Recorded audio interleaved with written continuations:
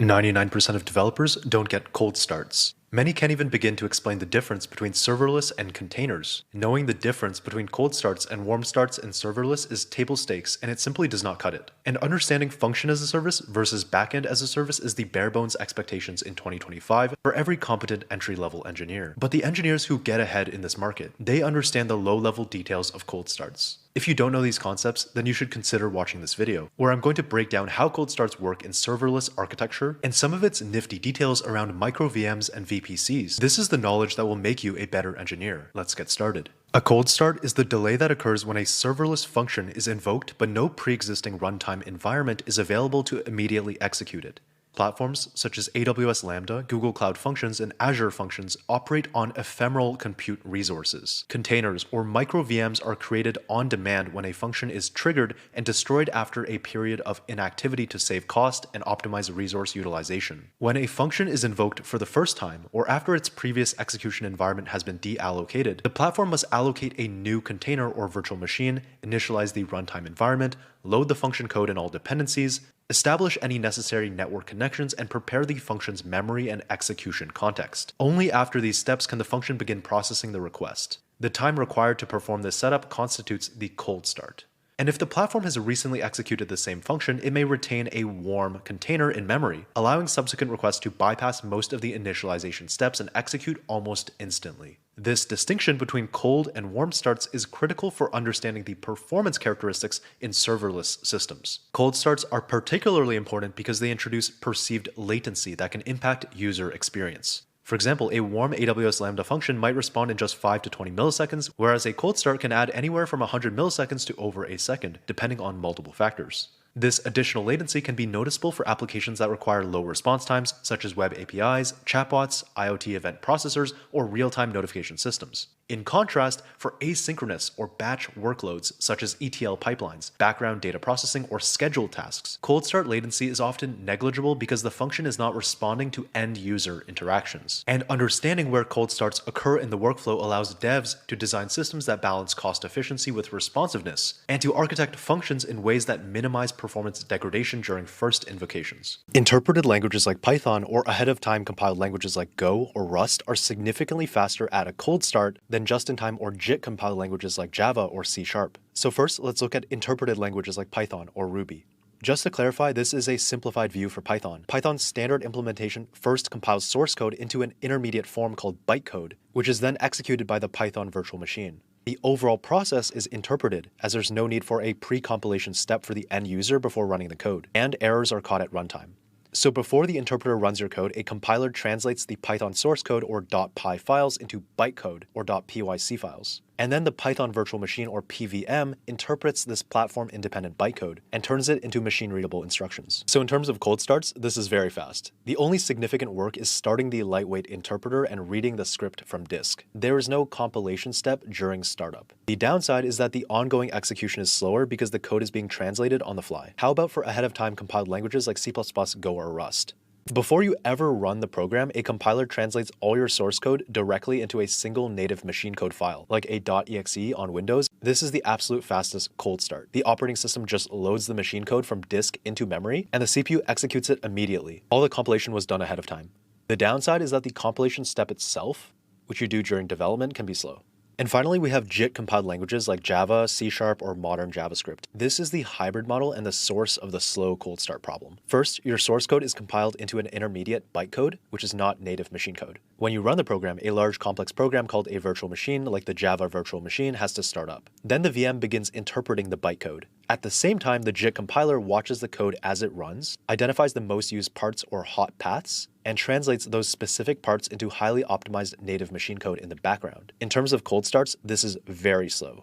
The warm-up penalty comes from number 1, starting the large VM, 2, the VM loading and verifying the bytecode, and 3, the CPU spending time running the JIT compiler to optimize the code while it's also trying to run the code. However, once the JIT compiler has run and the hot paths are optimized, the program becomes extremely fast, often matching or even beating AOT compiled code.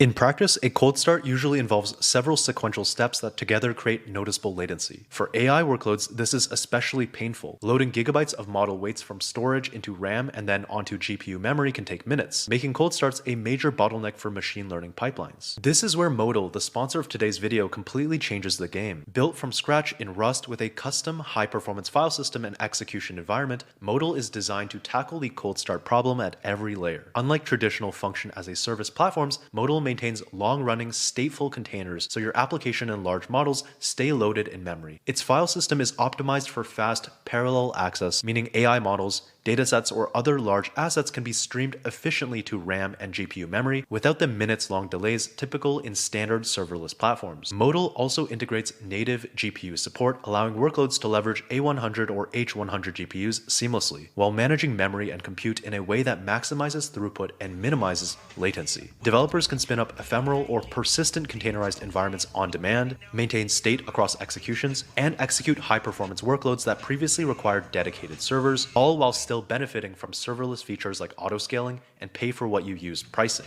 Modal effectively bridges the gap between containerized infrastructure and serverless simplicity, allowing teams to focus on building complex ML pipelines, AI inference systems, or batch processing workflows without worrying about infrastructure bottlenecks or cold starts. For anyone running large-scale AI workloads or compute-intensive pipelines, Modal is a game-changer. You can check it out using the pinned comment down below and see how next-generation serverless can completely transform how you run heavy workloads at scale. Now back to the video. Cold starts represent an inherent trade-off in the serverless model. Because compute resources are provisioned on demand, you pay only for actual execution time rather than idle server capacity, and the platform can automatically scale to accommodate bursts of traffic. However, this cost and resource efficiency comes with the consequence of occasional latency when a function is invoked after a period of inactivity. Developers can mitigate cold starts through multiple strategies, keeping functions warm by scheduling periodic invocations, reducing deployment package size and lazy loading libraries, selecting faster runtime languages, right-sizing memory allocations to optimize CPU, and optimizing network and database initialization logic. Architectural patterns such as splitting functions into smaller single responsibility units can also reduce cold start impact, as smaller functions initialize faster. While these techniques can minimize cold start delays, they cannot eliminate them entirely in traditional function-as-a-service platforms. Now I'm going to talk about one of the single most important concepts, init versus invoke. A cold start isn't one monolithic block of time, it's at least two distinct phases, and where you put your code has massive implications as a result. First, the init phase. This happens once per environment lifecycle. The platform downloads your code, starts the runtime, for example the Java virtual machine or Node.js process, and then runs all your global code outside the main handler function. And then the invoke phase is the actual function handler running in response to an event. This phase runs every time the function is called. So why is this interesting? Engineers who don't get this put everything inside their handler. This means they re-establish database connections, reload configuration, and reinitialize SDK clients on every single invocation. So how are you supposed to do it? Do all of that once in the init phase, which has a global scope. The environment is then warm and reuses those connections and objects for thousands of subsequent invocations, making them very fast. At a deeper technical level, a cold start occurs because the underlying compute environment must be fully provisioned before execution can begin. When a serverless function is invoked with no warm container available, the platform first allocates a micro VM, a lightweight, minimal virtual machine designed to offer the hardware-level isolation of traditional VMs with the speed and efficiency of containers. It sets up its namespace, mounts ephemeral storage, and configures CPU and memory resources. The runtime environment is then initialized. For example, the Node.js event loop is created, the Python interpreter is booted, or the JVM is loaded, along with garbage collection threads, memory pools, and thread scheduling structures. And next, the function's deployment package and dependencies are loaded, often requiring dynamic linking of libraries and decompression of large archives. Networking layers, such as VPC interfaces or TLS connections, are established, adding further latency. For AI workloads, the initialization extends to loading large model weights into RAM and transferring them to GPU memory, which can dominate startup time. Each of these steps, environment provisioning, runtime initialization, dependency loading, network setup, and data staging, contributes to the overall cold start latency, and the duration is influenced by runtime language, package size, memory allocation, and provider-specific container orchestration strategies. The most significant contributor to cold start latency historically has been virtual private cloud or VPC integration. If a function needs access to private resources like an RDS database, it must attach to a VPC. This requires creating and attaching an elastic network interface to the worker node. The system must also allocate a private IP address. While providers have optimized this, often by pre-creating warm elastic network interfaces, deeply integrated network configurations remain a primary source of extended cold start times compared to default public-facing functions. Attaching an ENI and assigning a private IP are slow because they are control plane operations, not data plane operations. Unlike starting a local process, these actions require orchestrating physically separate infrastructure services. The compute service must request virtual hardware from the networking service, wait for an available IP to be allocated from the subnet's pool, and wait for distributed routing tables to propagate the new mapping before traffic can flow. In essence, cold starts are the unavoidable latency introduced by initializing a serverless function's execution environment from scratch. They are a natural consequence of the ephemeral, on-demand nature of serverless platforms, and they highlight the trade-off between cost efficiency, scalability, and instant responsiveness. If you want to learn how to build Redis,